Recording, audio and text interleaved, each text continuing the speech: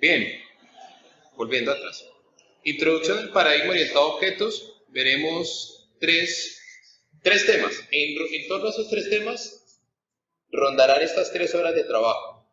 Primero, entender qué es el paradigma orientado a objetos. Para entender qué es el paradigma orientado a objetos, tienen que entender qué es un paradigma. ¿Sí?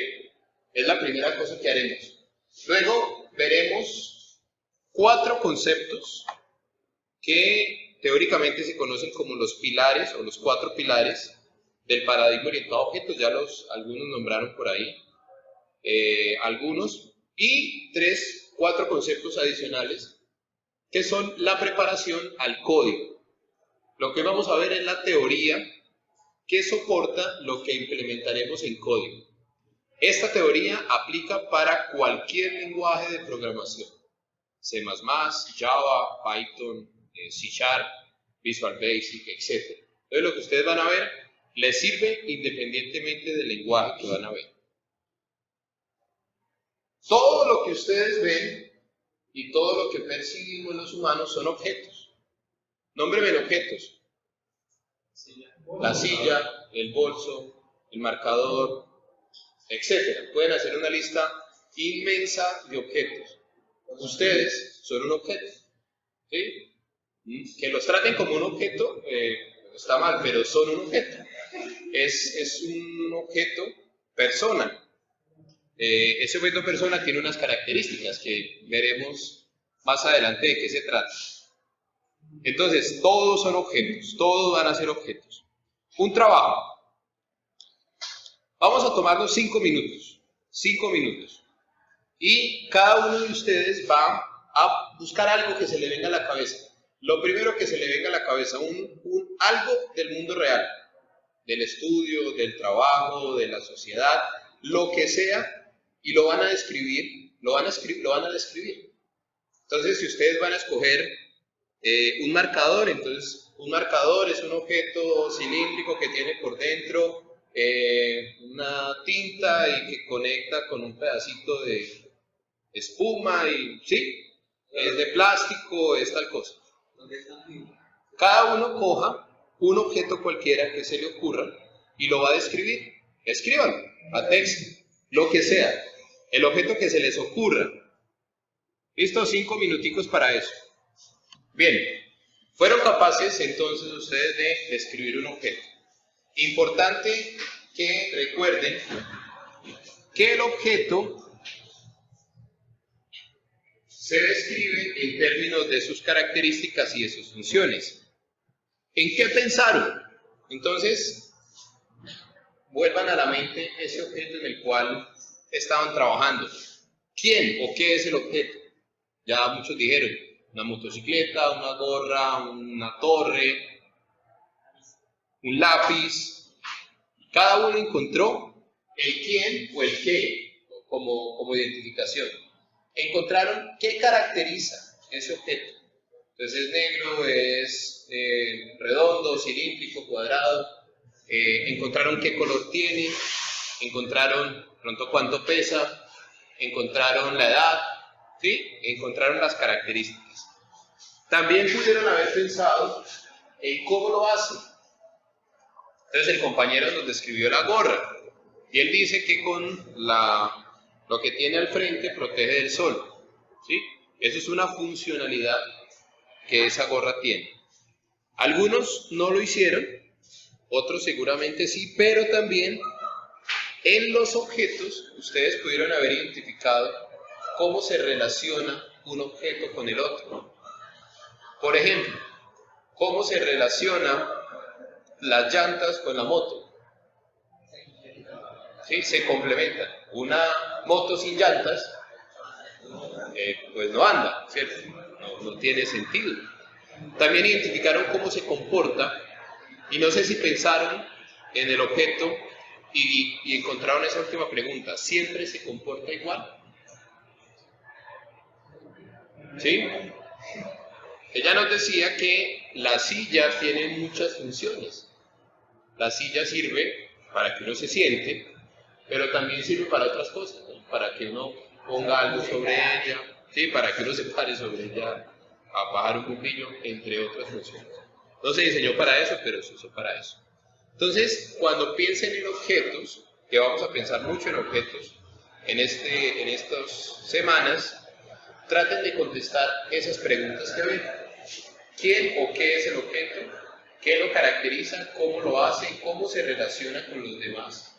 El ejemplo de la llanta con la moto es un ejemplo donde una necesita de la otra. La llanta por sí sola no sirve, ¿sí? Sería muy difícil uno subirse encima de la llanta y moverse. Y la moto, digamos como la estructura, motor y demás, no sirve si no tiene la llanta, ¿cierto? Pero apuesto que ¿quiénes detienen los espejos a la moto? No los tienen, ¿sí o no? Digamos que es moda quitarle los espejos a la moto, ¿sí?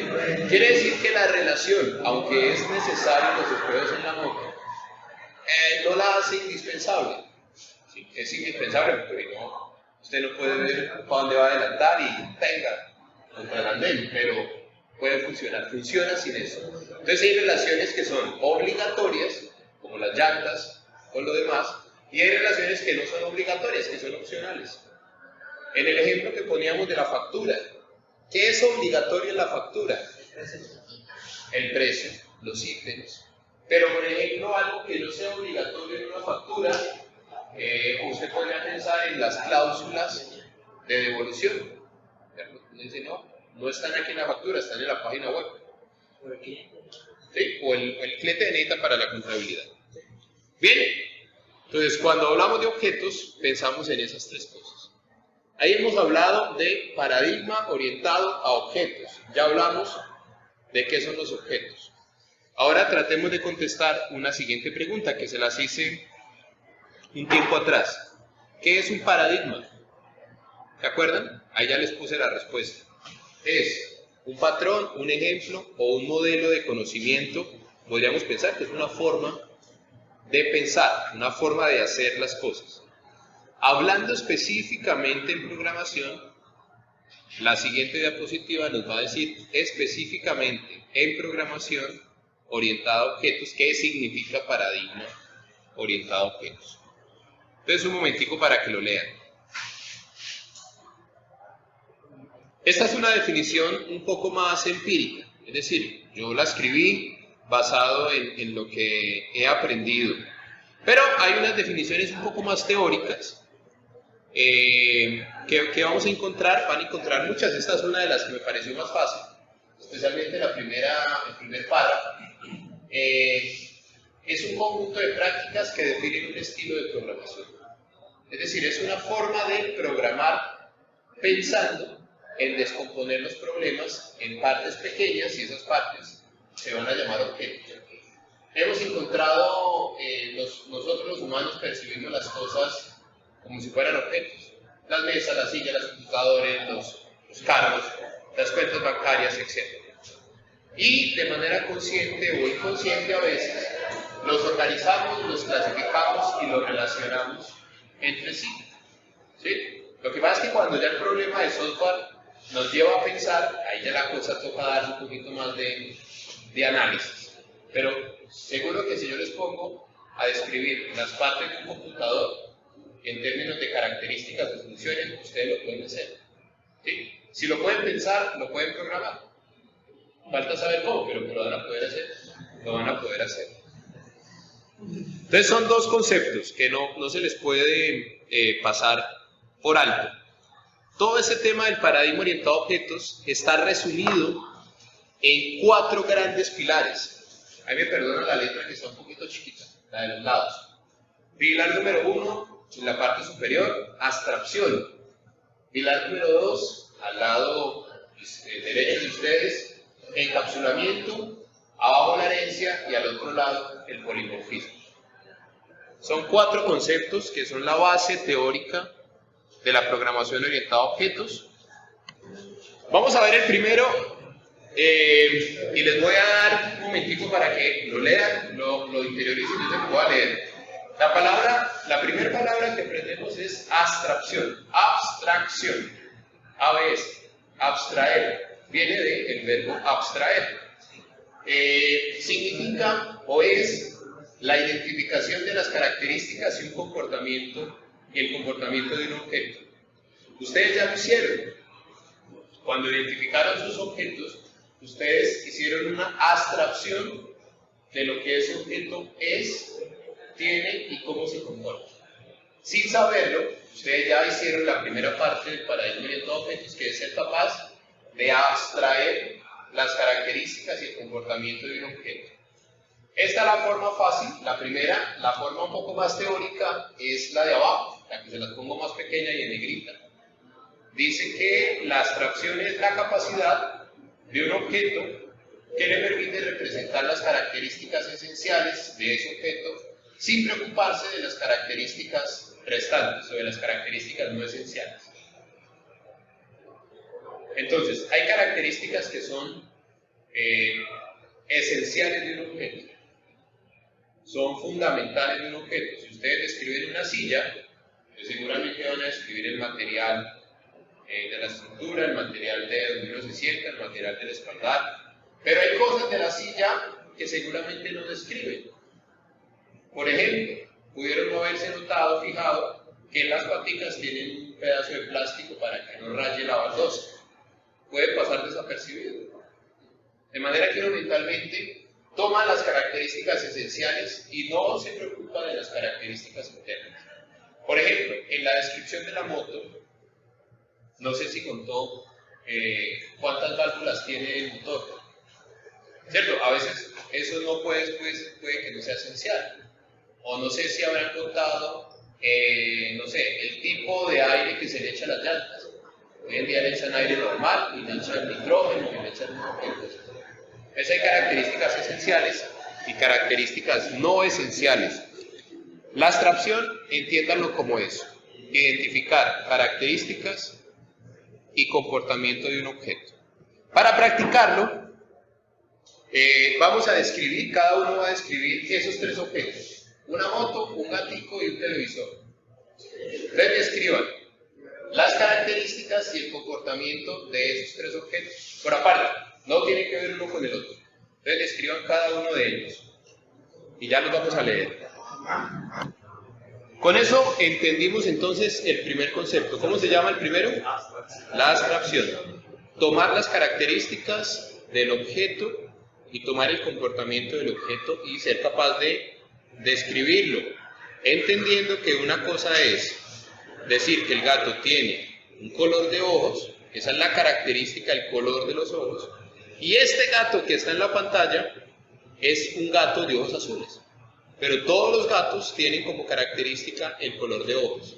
Este específicamente tiene ojos azules, ¿sí? Habrá otros con ojos verdes o ojos, yo sé que me mancho, con ojos de varios colores. Segundo concepto, tiempo para que lo puedan leer.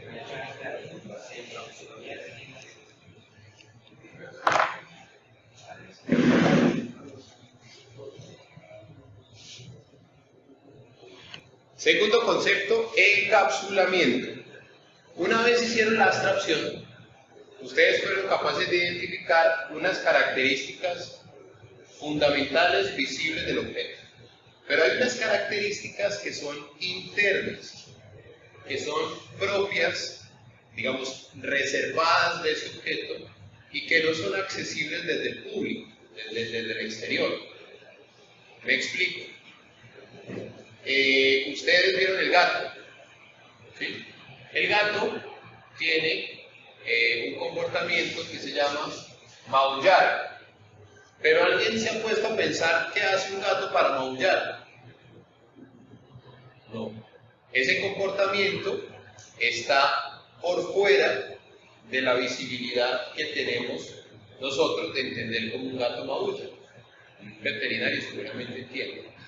Pero nosotros solo vemos la salida de la funcionalidad, que se llama gato enfermo, gato que está ya por morir. Sí, pero desde el exterior no se ven los procesos internos o las características internas que hacen que ese gato maulle. Cuando estemos describiendo nuestros objetos, también habrá cosas que no son accesibles desde fuera, son privadas, ya vamos a mirar qué son. Y obviamente la definición más teórica dice que es la propiedad que le permite asegurar que los aspectos de un objeto estén diferenciados de sus detalles internos.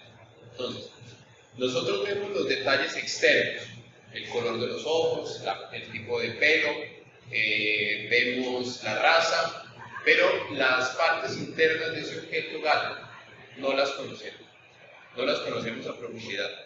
¿Cómo así que se oculta? ¿Cómo así que se mantiene en privado? Entonces nosotros desde afuera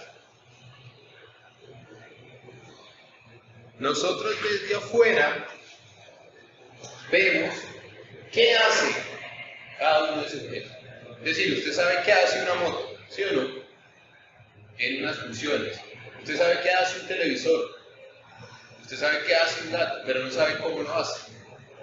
Lo mismo pasa con los objetos que nosotros programamos. El exterior, es decir, quienes usen ese objeto que nosotros desarrollemos, saben qué hace, pero no saben cómo lo hace. ¿Sí? Ese es el chiste. Saber diferenciar el qué hace del cómo lo hace. Para continuar con el ejemplo, describan el comportamiento de uno. Cada uno escoja uno cualquiera y describa el comportamiento marcado en la parte inferior. Entonces piensen, el que va a coger la moto, describa cómo se enciende una moto. ¿Qué hace? ¿Qué tiene que hacer la persona? ¿Qué hace la moto? ¿Qué hace el motor? ¿Qué hacen los diferentes elementos para encender la moto? Alguien que escoja al gato y piense, ¿qué hace internamente el gato para maullar? Y alguien que coja el televisor y piense, ¿qué hace un televisor para sintonizar un canal? Piensen en un televisor, nada DirecTV ni nada de ese televisor que tenga la TDT. ¿Sí? Piensen en eso. Después de haber pensado en esas características, ¿le resultó fácil describir el proceso? Si yo los hubiera puesto a todos a describir cómo sintoniza un canal en televisor, les hubiera sido tan fácil. ¿Cierto? Algunos no, algunos sí. Lo mismo pasa con la moto, lo mismo pasa con el gato. Bueno, estas eran preguntas para que cada uno hiciera los mismos objetos, pero no hay lío. Vamos en dos conceptos, abstracción y encapsulamiento. ¿Ya saben encontrar la diferencia entre las dos cosas? Si alguien dice que no, no se preocupe. Bueno, primero, recapitulemos. Abstraer es tomar las características y el comportamiento del objeto y describirlas. ¿Qué es encapsular? Es de esas características y de ese comportamiento saber cuáles son reservadas del objeto, es decir, son internas del objeto, y cuáles están visibles hacia el usuario de ese objeto. Esa es la diferencia entre las dos cosas. Cuando lo programen van a tener ahí también una explicación de cómo se hace. Se va poniendo mejor. Tercer concepto, la herencia. Un minutico para que la escriban. Tercer concepto, la herencia. Dice que es la característica del paradigma orientado a objetos que permite que un objeto tome características y comportamiento de otro, adicionando las características propias, cambiándolas o anulándolas, si es necesario. O sea, ahí no suena como loco, ¿sí o no? Suena como loco, suena como extraño. Vamos a verlo con algunos ejemplos para que ustedes sepan qué significa esa locura. Herencia. ¿Qué es heredar? ¿Alguien ha heredado ya algo? El genio. ¿Lo heredó de su mamá? No. Por eso, ¿sí ven? La pobreza. Uno hereda de los papás y los papás heredaron de sus papás. ¿Qué heredan? Uno hereda características físicas, ¿sí? Los ojos del papá, la cara de la mamá, el pelo, ¿sí? Una mancha en alguna parte, eso es herencia, una característica que uno tomó. También hereda comportamiento. En los objetos vamos a hacer eso, vamos a crear objetos que heredan de otros objetos. Toman características de otros objetos que se conocen como objetos padre y las cambian, las mejoran, las especializan. Vamos a hacerlo con algunos ejemplos. Miren lo siguiente, para practicar este tema de la herencia, piensen por un momento en las características que tiene el gato y las características que tiene el tigre. ¿Tendrán características similares? ¿Qué hace un gato? ¿Y qué hacen en común un gato y un tigre? Cazan, comen, los reflejos, la flexibilidad. Pero un tigre no es igual a un gato. Son diferentes, pero tienen un comportamiento similar. ¿Qué cambian los dos? ¿Qué es de diferente entre un gato y un tigre? Sí,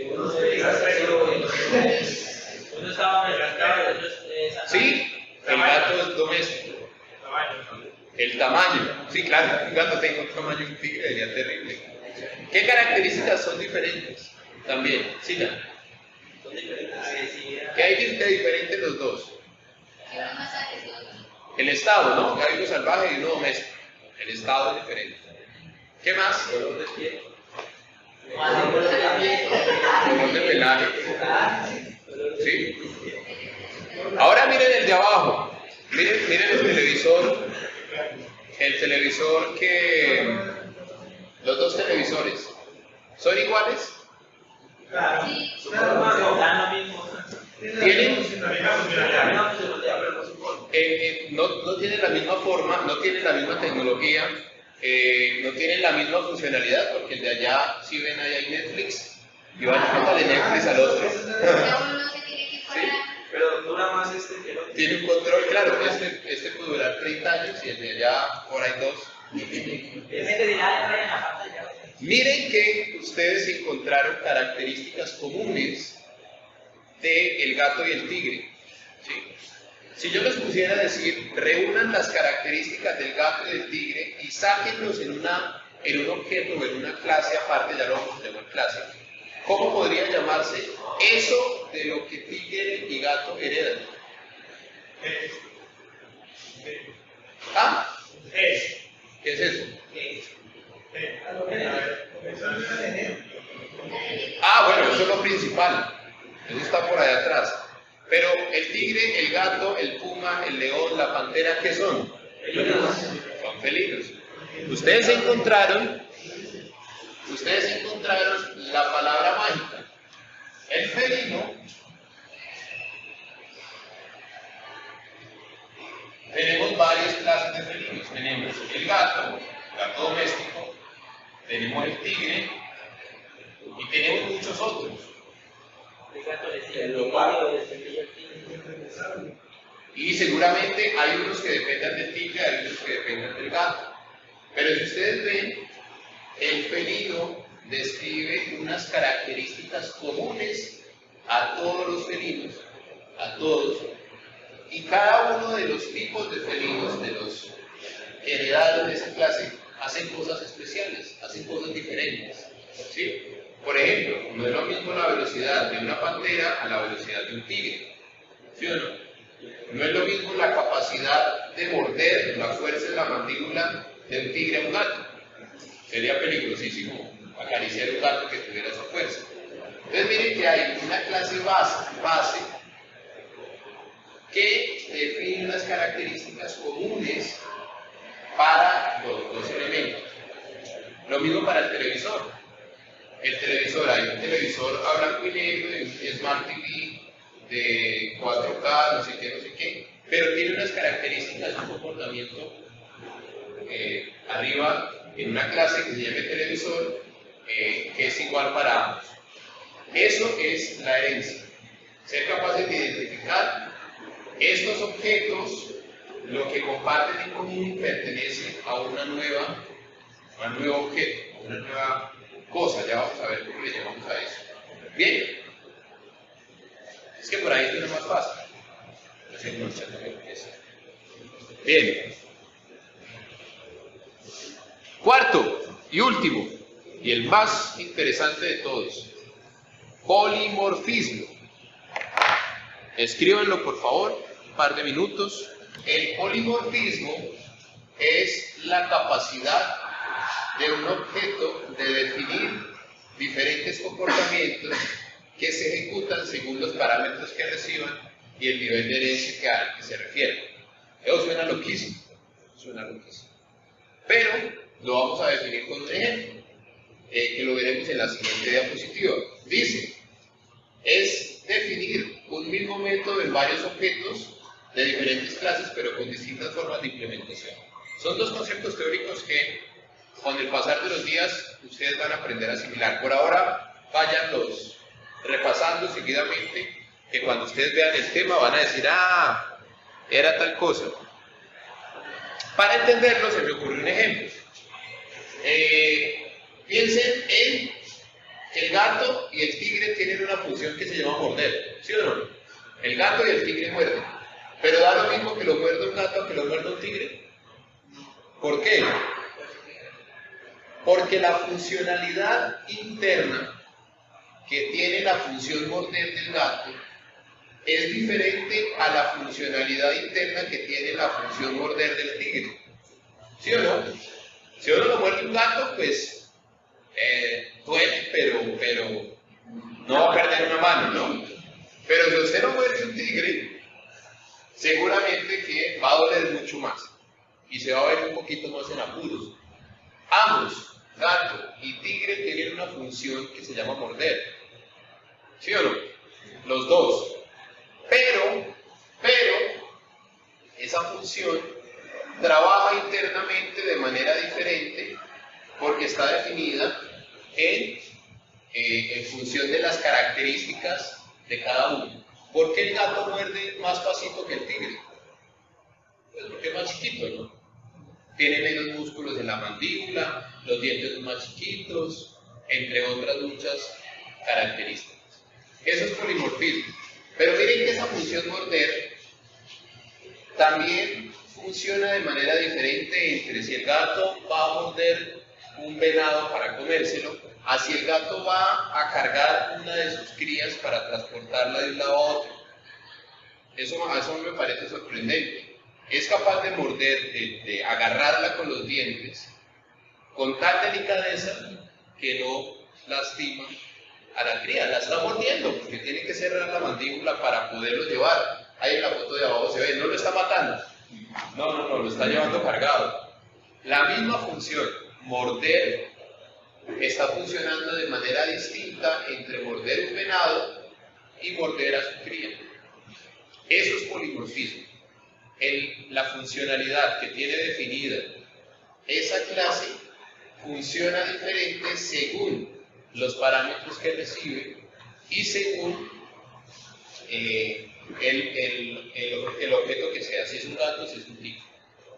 ¿Sí? Piensen en la función correr, perseguir. La función está implementada en el gato, en el tigre y está implementada en el puma. Yo no sé si el puma es el que corre. ¿Cuál es el que corre más? El leopardo. El guepardo es el que corre más.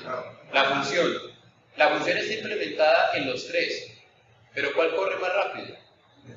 El guepardo. ¿Cuál dura más en la carrera? No sé, es una buena pregunta. ¿Cuál durará más en la carrera? ¿Sí? La misma función está definida en el tigre, en el gato y en el guepardo, pero funciona internamente de una manera distinta. Eso es lo que nosotros llamamos polimorfismo. Eso es polimorfismo. ¿Cuál es el primero? Abstracción. ¿Qué significa abstracción? ¿Ya que digo? Como la capacidad y los funcionamientos que tiene el objeto. Encontrar las características y el comportamiento. Bien, encapsulamiento. Usted lo dijo, hermano, ahí le toca decirlo. Encapsulamiento es algo que no podemos ver. O sea, no podemos ver, pero funciona internamente. Sí. El proceso. ¿Alguien más? El cómo. No, antes de la herencia. Entonces, recuerden que cuando abstraemos, identificamos las características de un comportamiento. Cuando encapsulamos, separamos las características externas de las características internas. Lo que dejamos adentro es encapsulamiento. Lo que mostramos hacia afuera es abstracción. Como abstracción es todo el proceso de sacar las características, pero cuando sacamos algunas que se quedan adentro, son las que están encapsuladas. ¿Listo? Herencia. ¿Quién digo yo que no sea Valentina porque ya salió? Nike. Fuerte, a ver qué herencia. La característica se permite tener un conflicto con lo que hereda el efecto del otro. Lo que hereda es tomar. Otra. Básicamente tomar herencias de otras cosas más las que tiene el objeto más otras adicionales que uno se puede agregar. ¿Sí? Todos saben que es heredar. No hablando en términos de programación, sino en la vida cotidiana. Uno heredar es tomar de mis padres o de mis abuelos o de mis abuelos algo físico, material, emocional, lo que sea, pero tomarlo de esas clases. Llevándolo a programación funciona exactamente igual. Un objeto hereda características de otro. El gato hereda características de algo que está definido arriba, un felino. ¿Sí? El mismo ejemplo podría hacerse con cualquier animal. ¿Sí? Por ejemplo, si ustedes miran, a ver, yo tampoco se lo sabía, el chigüiro y el ratón, uno ve que son totalmente distintos, pero ambos son roedores. ¿Sí? Ambos son ratones. Ratón, ¿sí? Es mejor conocer los asados. Polimorfismo, la última. Es como la capacidad que tiene ese objeto De comportarse de manera distinta según el parámetro que reciba. Bien, ahí están los 4 conceptos fundamentales. Bien, complementando el tema, adicional a esos 4 conceptos: abstracción, encapsulamiento, herencia y polimorfismo. Esas 4 cosas son la base del paradigma orientado a objetos. Es lo que está en la parte principal del paradigma. Bajo esas 4 cosas ronda todo lo que hacemos en el paradigma orientado a objetos. De ahí para arriba vamos a empezar a ver otros conceptos adicionales. El primero de ellos es ya la definición formal, ya no del paradigma, sino de la programación orientada a objetos, es decir, del uso del paradigma orientado a objetos para hacer software. Entonces se los dejo para que lo puedan mirar, para que lo lean, lo escriban.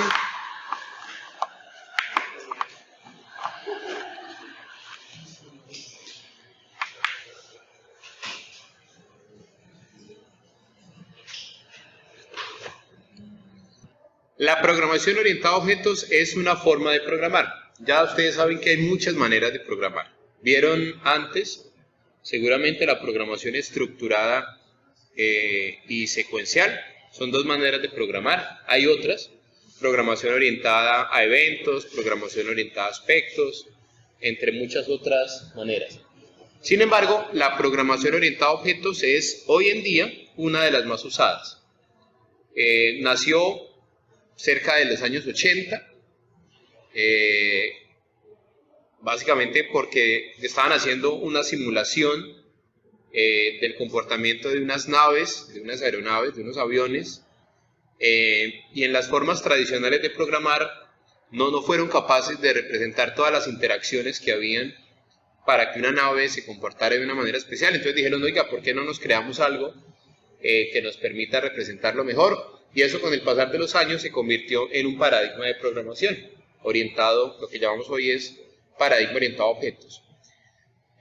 Surge de la idea de tomar un problema que se nos presenta en forma de software, se nos presenta para desarrollar un software, y coger ese problema, tomar ese problema e identificar los objetos que componen ese problema. No solamente cosas tangibles, como el televisor, como el gato, como el tigre, como la moto, sino también cosas que no son tangibles. Piensen ustedes en el sistema que usan para el registro de sus notas, para la matrícula. ¿Qué objetos se identifican en ese software?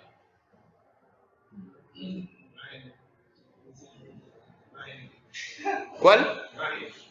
Imágenes. No tanto en lo que se ve, sino en el funcionamiento interno.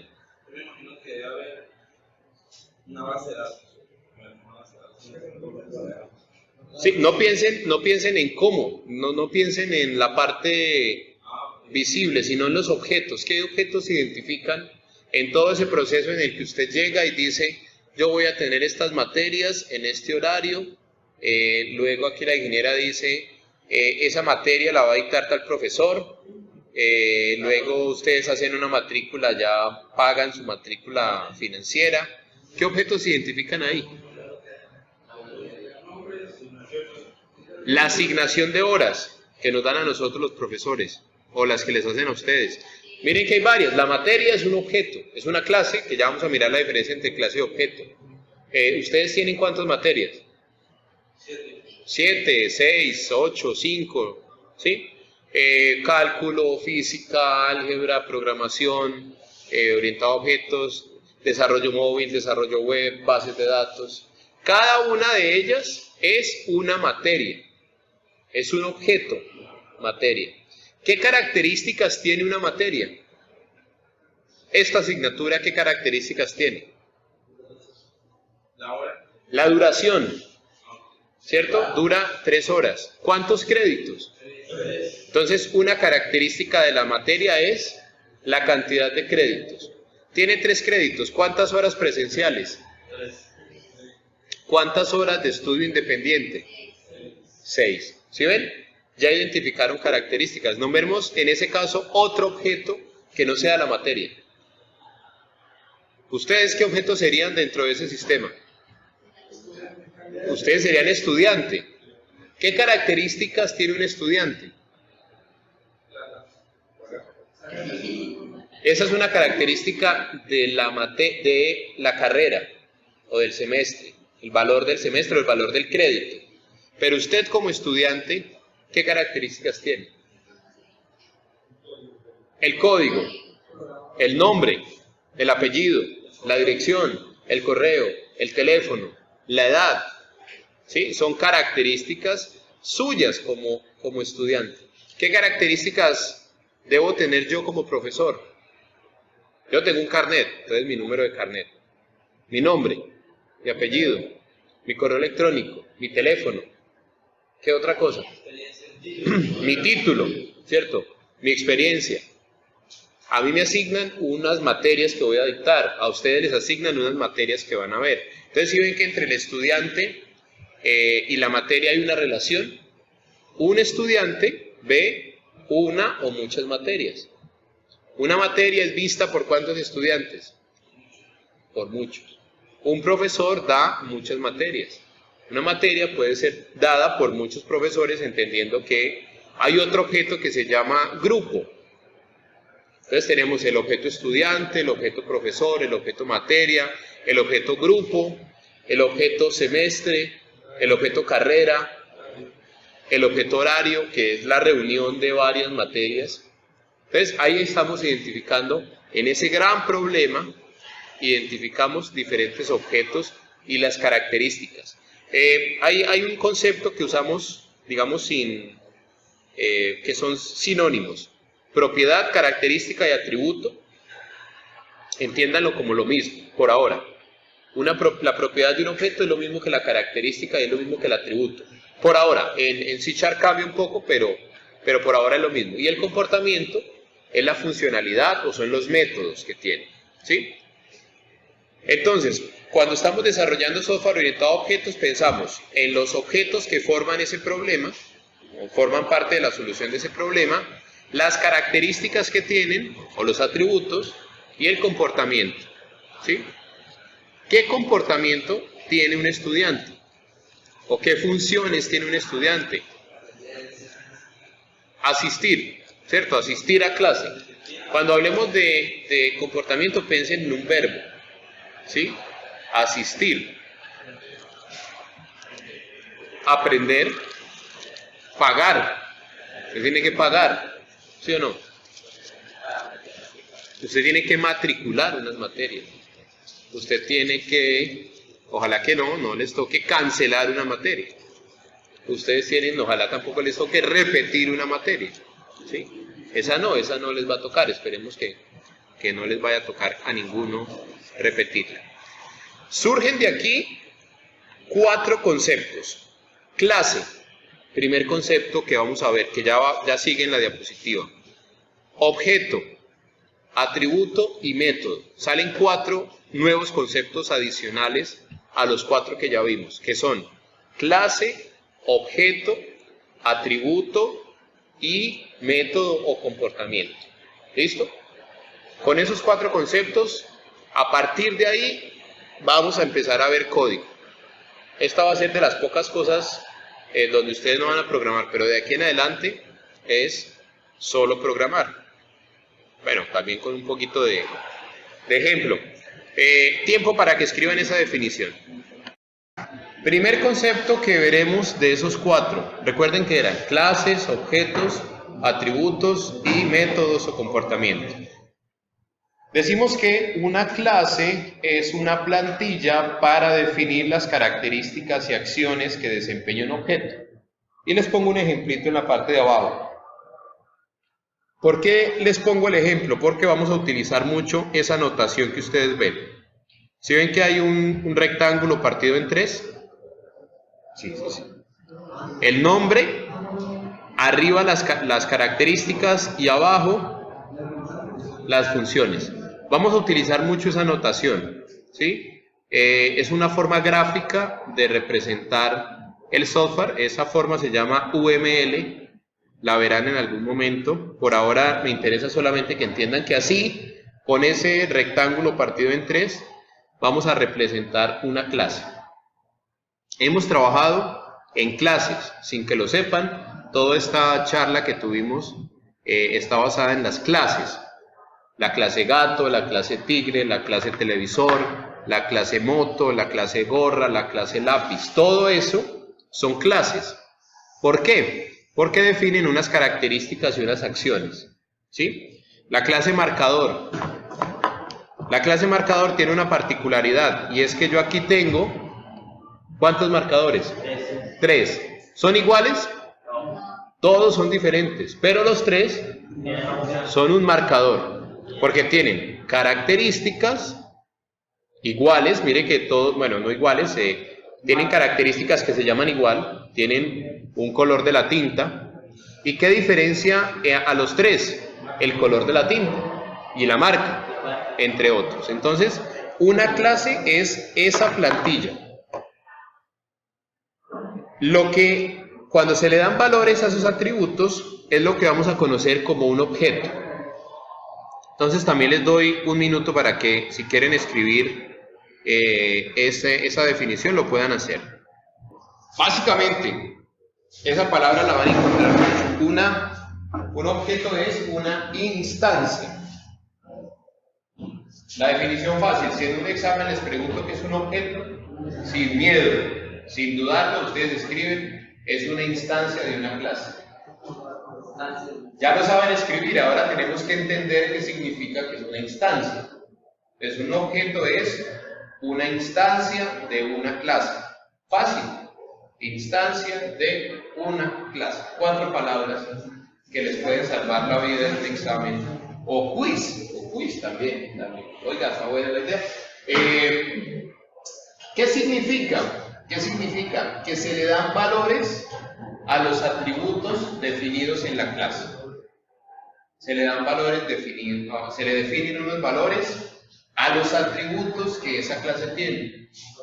No es más, no tienen que pensarlo más.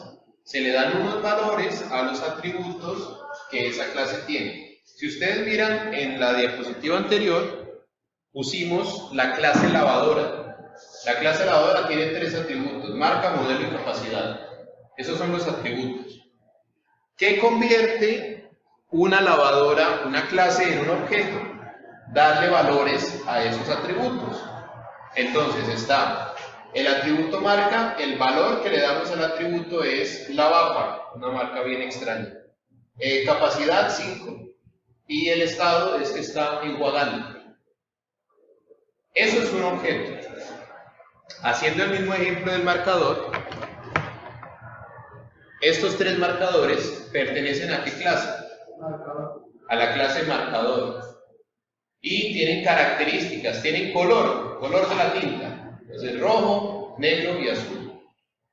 Los tres son instancias de la clase marcador, porque a cada uno se le definió valores de atributo diferentes. ¿Sí? Siguiendo con los ejemplos. Estas dos cosas que tenemos aquí, ¿a qué clase pertenecen? A la clase silla. ¿Son iguales? Son igualitas, pero son diferentes objetos. ¿Sí? Parecieran iguales, ¿sí? Pero son objetos diferentes. ¿Por qué? Porque son instancias de esa clase, son creaciones a partir de esa plantilla. ¿Sí? A eso se refiere un objeto. Fácil, ¿sí o no? Todo se pone más interesante cuando lo vemos en el código. En el código es que se pone bueno. ¿Preguntas entre clase y objeto? Dos conceptos más y ya vamos redondeando la Hay los idea. valores que le diste a los atributos que tiene la lavadora, por ejemplo, identifica el estado, o sea, tiene que uno poner el estado, darle valor al estado de la lavadora o del televisor. Si tiene un atributo que se llama estado, obvio, necesita asignarle un valor. Si lo tiene. Si no lo tiene, no. El marcador, pues sí, podría ser estado bueno o malo y este está malo. Pero se lo necesita. Si no, no. Si no es un atributo, no hay problema. ¿Qué indican esos valores? Esos valores indican un estado o una identidad. En el caso de ustedes, imaginen el sistema de notas de la universidad, ustedes son un objeto de la clase estudiante. Cada uno de ustedes es una instancia de la clase estudiante. Cada uno tiene un nombre, una identificación, una edad, entre muchos otros atributos que se les asignan. ¿Estamos bien? Hablemos qué es un atributo. Yo le estoy poniendo el nombre que vamos a utilizar en .NET, porque atributo, característica, propiedad, teóricamente significa lo mismo, pero ya específicamente en .NET tienen un significado diferente. Vamos a llamarlo atributo, característica o propiedad. Define el estado del objeto, es decir, las características que ese objeto posee. Es importante que diferencien la característica del valor de la característica. Lo que les decía, es importante definir que la característica del gato era el color de los ojos y el valor de esa característica era negros. ¿Sí? En la clase gato hay una propiedad que se llama color de ojos. Cuando se crea un gato de esa clase se le asigna un valor a ese color de los ojos, lo cual crea un objeto, que es un objeto gato, un objeto de la clase gato, con ojos negros. Un objeto de la clase canino. También, eso lo veremos cuando veamos herencias. ¿Qué es lo que quiso Diana? Es importante diferenciar. Uy, claro, diferenciar la característica del valor de la característica. ¿Sí? Buen dato. Lo que dice el compañero es muy cierto. Un gato también es un felino. Y un felino también es un mamífero. ¿Sí? ¿Sí ven? A eso nos referimos con la herencia. Pero hay muchos otros mamíferos que no son felinos. Los caninos. ¿Sí? Son mamíferos, pero no son felinos. Comparten características definidas aquí. ¿Qué hace mamífero un animal? Que no nacen por huevo. Que no nacen por un huevo y que toman leche.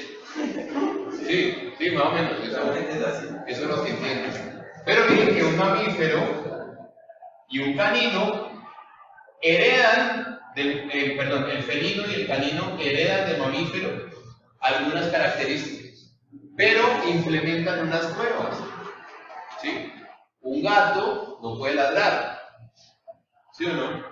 Entonces, a eso lo haremos con mucho más detalle cuando veamos la herencia.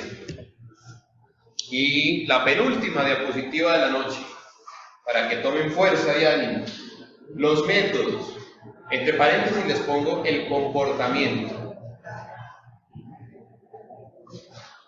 métodos o comportamientos. ¿Qué era lo anterior? Atributo. Atributo, característica o propiedad. Coherencia, ¿es lo mismo? No. Atributo, característica o propiedad. Esos tres son igualitos.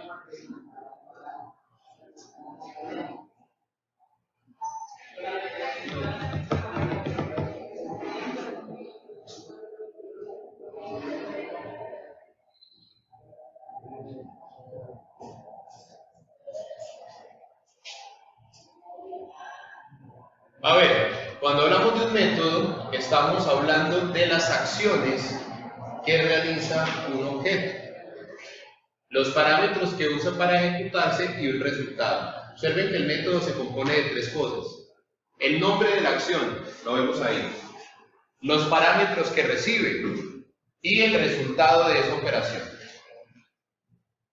¿Sí? ¿Estamos?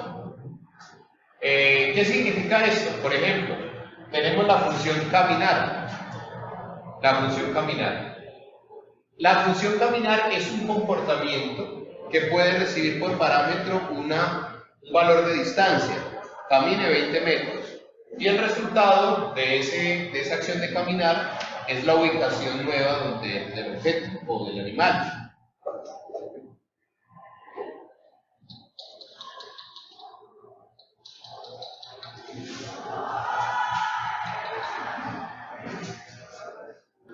Para dejarles algo que hacer, para que pensemos un poco más, esta clase es diapositiva, texto, pero son conceptos que vamos a repetir hasta el cansancio, ¿sí?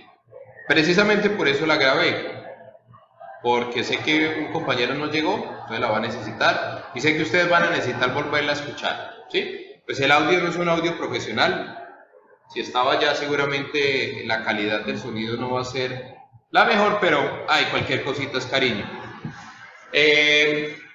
Para que piensen simplemente en esta semana y trabajen en el tema. Ya saben identificar las clases, ya saben identificar las características y el comportamiento. Les pediría que simplemente en su cuaderno, no para que lo entreguen, sino para que lo practiquen, ustedes piensen en las características que tiene un gato o un tigre. Y piensen en las características comunes, y esas características y ese comportamiento común lo hagan en una clase que se va a llamar felino. Ustedes ponen felino, las características comunes, el comportamiento común. Gato, las cosas especiales que hace un gato, pero que no hace un tigre. Y en el tigre lo mismo, las cosas que hace un tigre que no hace un gato, ¿sí? En cuanto a características y en cuanto a comportamiento. Eso sería la práctica para cerrar este tema. Muy importante recordarles que vimos básicamente 8 conceptos, ¿sí? Esos 8 conceptos los vamos a resumir de manera muy sencilla. Ustedes no lo están viendo, pero en el video se va a quedar. Y eran abstracción, encapsulamiento, herencia y polimorfismo. Esos eran los primeros 4 conceptos, ¿sí? Si resumimos nuestra presentación, podríamos decir que esos son los 4 pilares del paradigma orientado a objetos. ¿Qué es lo interesante de estas diapositivas y de esta charla de esta noche? Que aplica exactamente en C#, como en C++, como en Java, como en Python, como en el lenguaje que a ustedes se les ocurra. La teoría es exactamente la misma, ¿sí? Por lo tanto, si ustedes quieren implementarlo en algún otro entorno, perfecto. Dayan está haciendo un ejercicio interesante con un framework para desarrollo de juegos, Godot. En Python también es orientado a objetos. Entonces, si alguien se anima a seguir ese camino, ahí puede hacerlo también, ¿sí? Esos 4 conceptos. Y los conceptos complementarios, los otros que vimos son clases, objeto, atributo y método. Bien, son 8 cositas. Son 8 cositas que les pediría que procesaran durante esta semana. ¿Por qué no les pongo más trabajo? Porque ya tienen, ¿cierto? Entonces, bueno, con esto cerramos la grabación. La clase no, la grabación.